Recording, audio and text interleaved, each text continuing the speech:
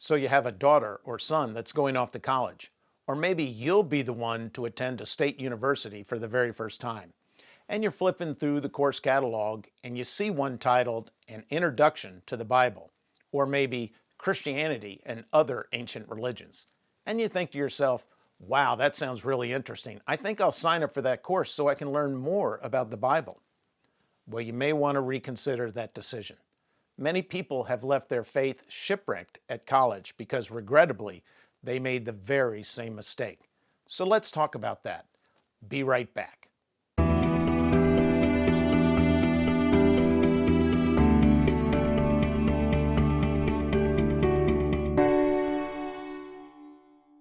Hey, thanks for sticking around. This is AskABibleProf.com, where we give straightforward answers to your questions about the Bible and Christianity.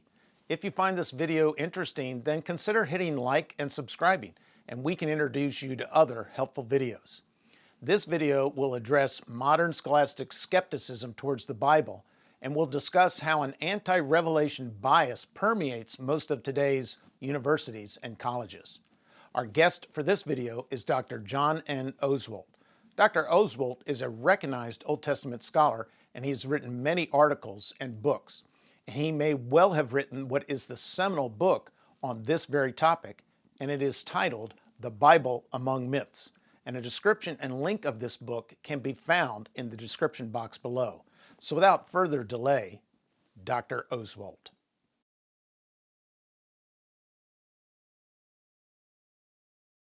I wrote the book because I was concerned that increasingly in Old Testament studies, the Bible was being treated simply as one more piece of ancient literature, when in fact, it's a very unique piece of literature.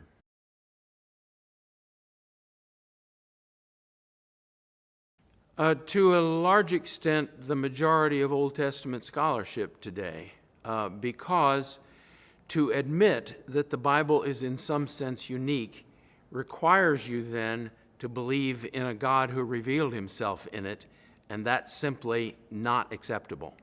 Yes, modern scholarship basically is unwilling to accept the possibility that God could reveal himself. Some would deny that there is a God, but others would say, well, there is a God perhaps, but this is a human book. This is not a divine book. Therefore, it has to share the basic characteristics of the rest of the literature of the time.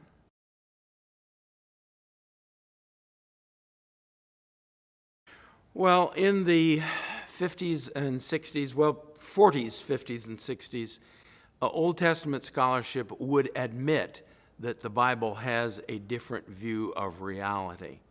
And they would cite certain data from the Bible to support that. Today, people would say, no, the Bible is not unique, and they would dismiss that kind of data and say, well, those scholars then, they made more of it than they should have.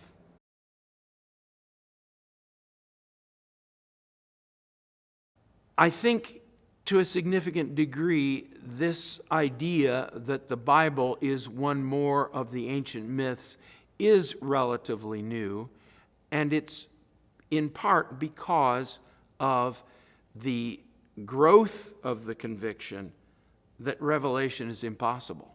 So once you start there, then you have to find ways in which the Bible is like the others. For instance, okay, so the Bible is a story about one God, but it's still a story about a God, so therefore it's identical to the ancient myths.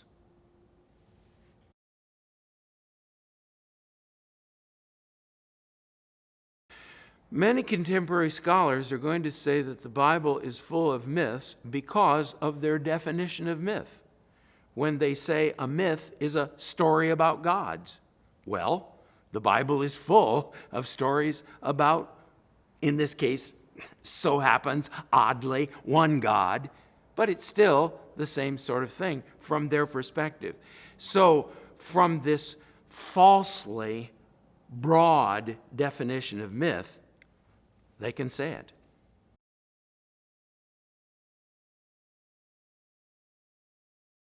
yes, the Bible is treated as simply another piece of human literature.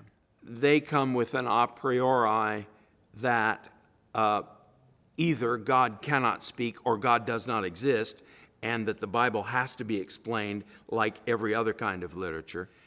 Yes, there is that kind of decision that God is not personal, does not exist, and therefore we've got to find other explanations for what's in the Bible. In brief, it's different because it has a radically different worldview from all of the other ancient literature.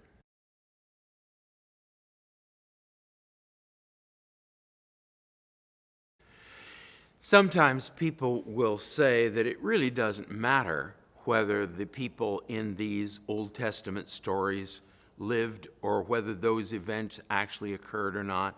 And they'll often fall back on, well, you know, fiction is often more true than truth. But in fact, the Bible won't let us do that. From end to end, the Bible says we know God because of how he dealt with these people in these situations. So his activity comes first, and out of his activity comes the theology. If we go the other way and say, well, those are just fictional stories created to justify the theology, we have no explanation for where the theology came from. We have no explanation for where these ideas came from. But if we say, as the Bible does, God revealed himself in these persons, in these events, and out of that came the understanding of God's faithfulness, of God's love, of his truth, then it works. So yes, it matters intensely whether a Noah existed or an Abraham or a Samson.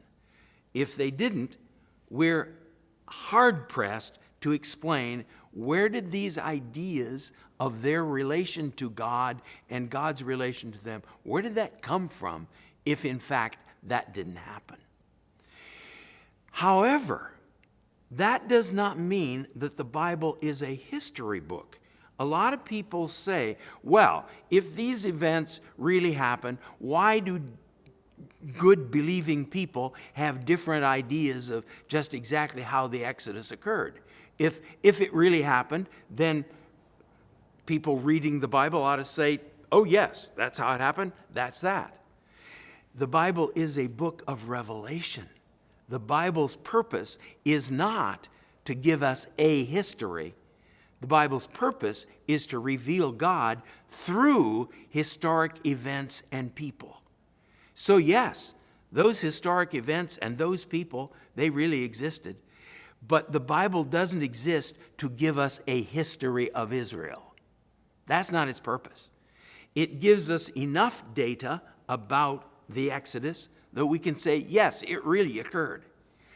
But it has no interest in giving us all the data so we can reconstruct the event. It's not interested in reconstructing an event. It's interested in us knowing God who was revealed through those events. So there you have it. If you think courses on Christianity taught at these secular universities are going to share your respect for the Bible, then you are sadly mistaken.